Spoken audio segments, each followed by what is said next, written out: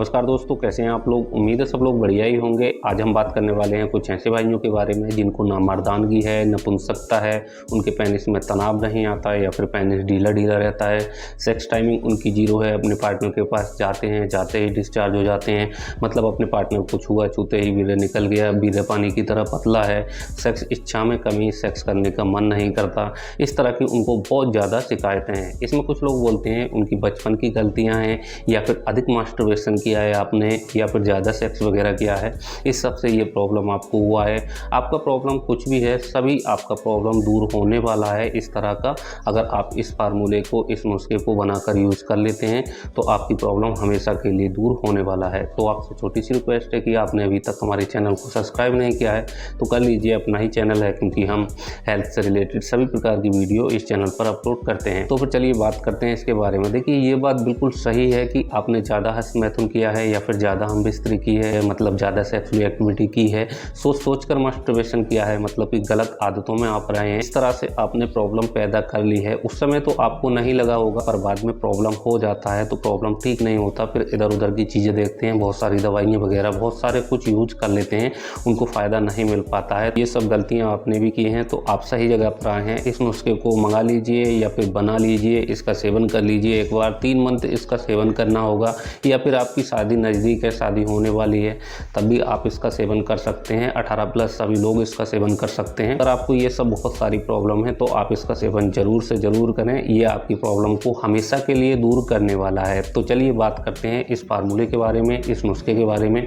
कैसे इसको तैयार करना है, कैसे इसको बनाना है, क्या क्या चीज़ों की आवश्यकता होगी, क्या कुछ इसमें परहेज रहने वाले हैं, इस सब के बारे में जान लेते हैं। आपको पंसार स्टोर पर जाना है या फिर आयुर्वेदिक स्टोर पर जाना है, ये सारी चीज़ें मैं आपको बता रहा हूँ। 5-5 ग्राम की मात्रा में आप ले लीजिए। जितनी क्वांटिटी में आपको बताऊँ, जितनी मात्रा में आपको बताऊँ, उसी मात्रा में आपको लेकर इसको तैयार करना होगा। अपनी तरफ से इसमें कुछ भी ऐड नहीं करना है या फिर घटाना नहीं है, इस बात का आपको विशेष ध्यान रखना है, क्योंकि बहुत भाई यही गलती करते हैं। 5 ग्राम की मात्रा में आपको सफ़ेद मूसली लेनी है, 5 ग्राम की मात्रा में आपको मूसली कंद लेना है, 5 ग्राम की मात्रा में आपको सतावल लेना है, 5 ग्राम की मात्रा में आपको अश्वगंधा नागोरी लेना है, 5 ग्राम की मात्रा में सर्पगंधा लेना है, 5 ग्राम की मात्रा में शुद्ध कोंच बीज लेना है। शुद्ध कोंच बीज मिल जाए तो बहुत अच्छी बात है, या फिर शुद्ध कोंच बीज का आप पाउडर भी ले सकते हैं। 5 ग्राम की मात्रा में आपको बीजवंत लेना है, 5 ग्राम की मात्रा में आपको पुलंजन की जड़ लेना है, 5 ग्राम की मात्रा में आपको विधारा कंद लेना है, 5 ग्राम की मात्रा में आपको बहमन सफ़ेद लेना है, 5 ग्राम की मात्रा में आपको अजमाइन खुरासानी लेनी है, 5 ग्राम की मात्रा में आपको शुद्ध कुचला लेना है, 5 ग्राम की मात्रा में आपको केसर लेना है, 5 ग्राम की मात्रा में आपको ईरानी अकरकरा लेना है, 5 ग्राम की मात्रा में आपको छोटी पीपली लेनी है, 5 ग्राम की मात्रा में आपको सौंठ लेनी है, 5 ग्राम की मात्रा में आपको पावर बीज लेने हैं, 5 ग्राम की मात्रा में आपको सालम मिश्री लेनी है, 5 ग्राम की मात्रा में आपको सालम गट्ठा लेना है,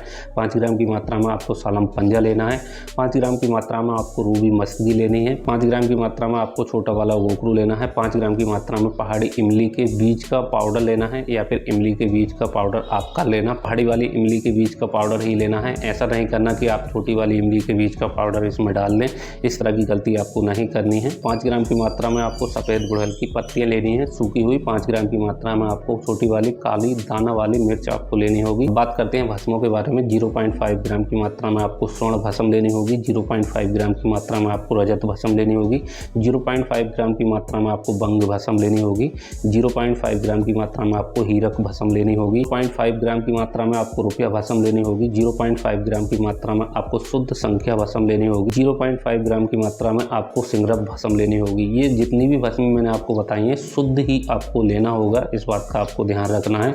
1 किलो आपको ओरिजिनल वाला शहद लेना होगा।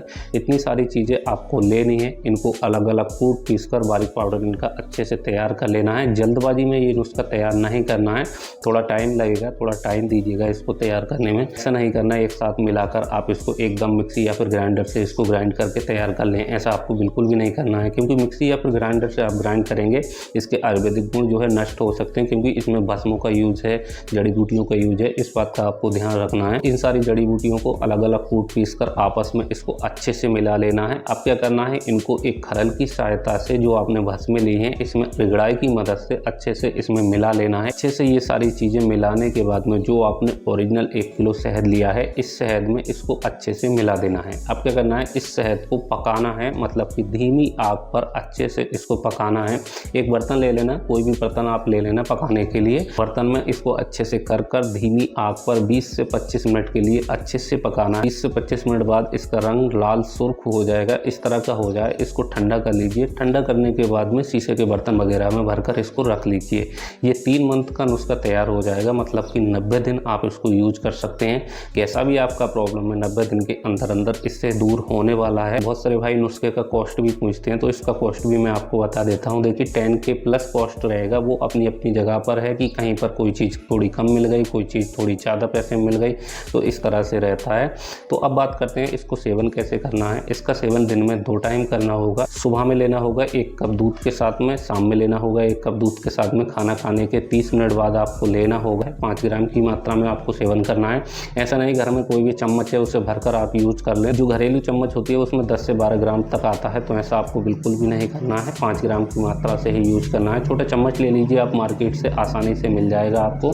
अब बात करते हैं इसमें कुछ परहेज भी आपको करने हैं। परहेज आपको क्या क्या करने हैं, फास्ट फूड जितने भी हैं सारा कुछ बंद रखना है। बाहर का खाना आपको बिल्कुल बंद रखना है। तेल वाली चीज़ें आपको सेवन बिल्कुल भी नहीं करनी है। चीज़ों का आपको इसमें परहेज करना होगा। अंडा, चिकन, मछली, मटन, गरम मसाले हो गए, इस तरह की चीज़ों का आपको सेवन बिल्कुल भी नहीं करना है।